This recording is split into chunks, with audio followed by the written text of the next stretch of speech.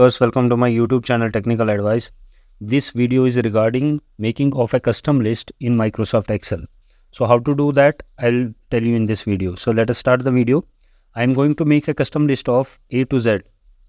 So we'll write in small case and uppercase. For that, we have to click the upper arrow to access our custom quick access toolbar. Then we have to go in more commands.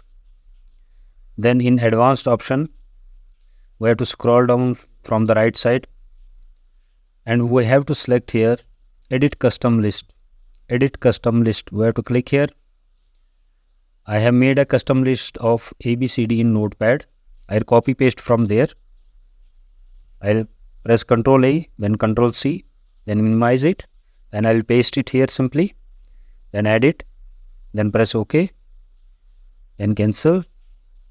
When I write A in small case, that is small letters,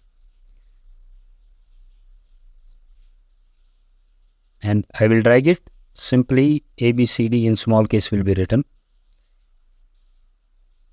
And for capital A to Z, I have to write A in capital letter.